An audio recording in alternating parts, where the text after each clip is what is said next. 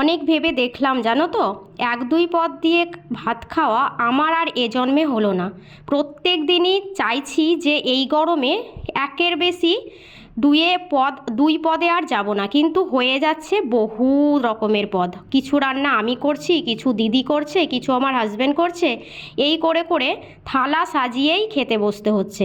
এরকমই আজ বহু পদের আয়োজন করা হয়েছিল। যেমন দিদি বানিয়েছিল কাঁঠালের বিচি দিয়ে আলু। আমি জীবনে প্রথমবার এই কাঁঠালের বিচি খেলাম। কি যে ভালো লাগলো খেতে, মানে দুর্দান্ত স্বাদের। আর দিদির হাতে তো জাদু আছে। আর আমার হাজব্যান্ড বানিয়েছিল ঝিঙের একটা ঠান্ডা তরকারি, খুব সুন্দর। আর দিদি এটাও বানিয়েছে, এটা হলো মিষ্টি কুমড়ো দিয়ে তেঁতুল। সেই আচারের মতো খেতে মনে হলো, দুর্দান্ত স্বাদের। আর হয়েছিল খাসির মাংস।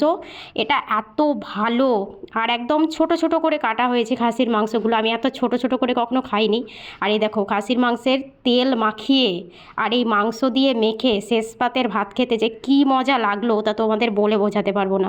তোমরা এই গরমে এক পদ দিয়ে ভাত খাচ্ছো নাকি বহু পদ রান্না করেই খাচ্ছো, কমেন্টে লেখো।